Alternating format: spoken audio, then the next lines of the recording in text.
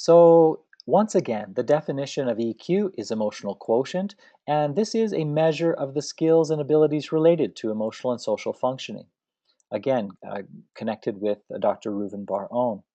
We measure EQ with the emotional quotient inventory, which is a 133 item online assessment. So you're presented with a statement or more precisely, a psychometric test item. All of that goes into the computer via an online web interface, and we have a report that looks a little bit like what you see there in the slide.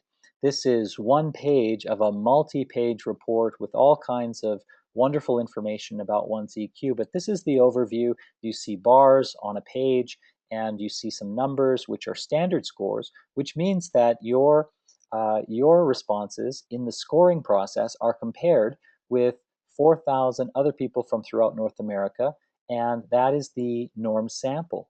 So you're graded on the curve, if you will, and compared with others, and you get a good understanding of where you are relative to these 15 skills and competencies that, again, are connected and based on the concept of emotional intelligence. So now we get into our reasons for using the EQI 2.0. And this is sort of like David Letterman's top 10. So we start with number 10. And the number 10 reason is that the EQI 2.0 is available in a multi-rater version.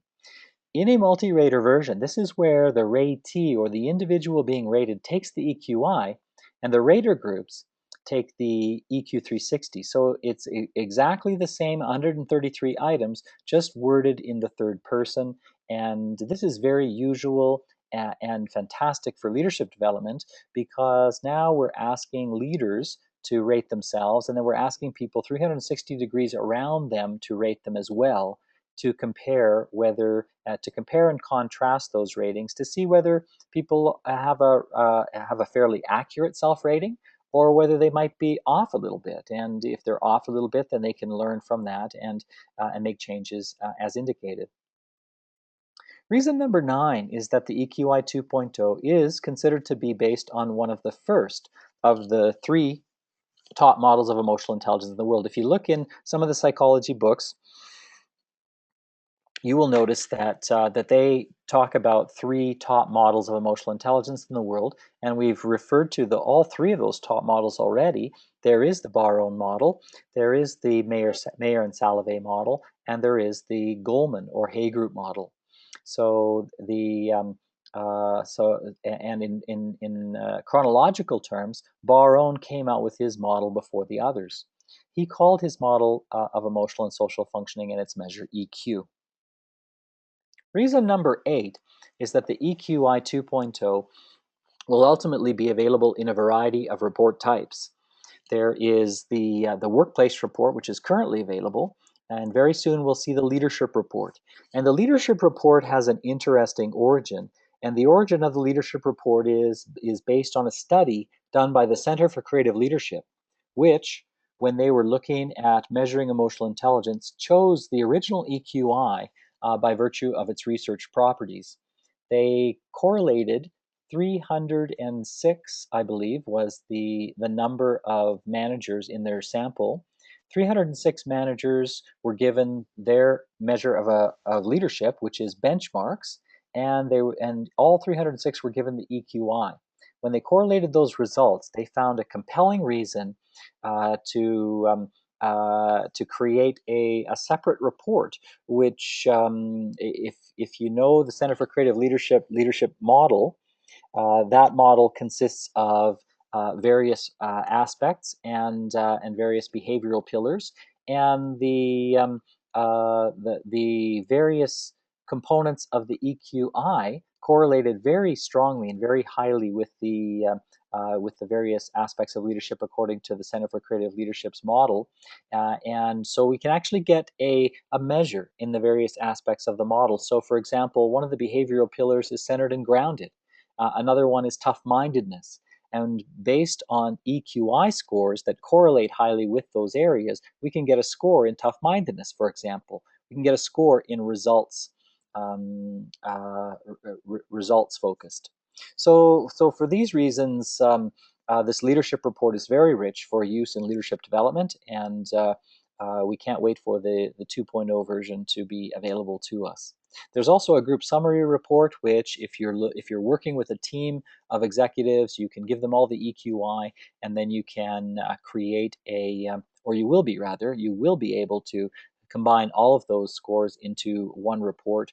And that's very useful for us, for those of us who work in the area of organizational development and work as consultants and work with teams of executives, etc. There will also be a post-secondary version and a separate youth version, as these were all available in the original version.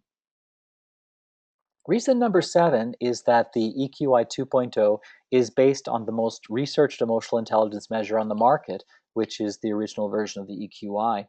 It began as I may have mentioned, it began as Dr. Baron's doctoral research project in 1980 and has been used in countless PhD and master's studies since that time. And as I mentioned, the Center for Creative Leadership chose the original EQI as its EQ measure for its research properties. The The source for the most researched emotional intelligence measure on the market is a Journal of Organizational Behavior article, which was a meta-analysis of all of the measures of EQ that were available at the time, and this was in June of 2010. And it looked at the effectiveness of all of these measures. And if you have any interest in that article, please let me know. I'm happy to send that to you. Reason number 6 is that Multi-Health Systems, MHS, out of Toronto, Ontario, is the publisher of the EQI 2.0, and they are the largest publisher of psychometrics in Canada. MHS began in 1983. They invest heavily in ongoing research and development of all their measures. They have a wonderful team of really bright people working on these issues. And what that means for you is that if you want to use the EQI in your practice, is that this is established credibility for your clients. So the EQI is a very easy sell once we demonstrate the research behind it and the validity, the reliability, etc., then this is a credibility booster. And MHS has an excellent reputation and a great name in the business, and I'm very happy to be associated with Multi-Health Systems. Reason number 5 is that the EQI was the first measure on the market, specifically for the assessment of emotional intelligence skills. It was the first EQ measure measured in, mentioned rather, in the Burroughs Mental Measurement Yearbook, which is kind of like the Bible of psychometrics.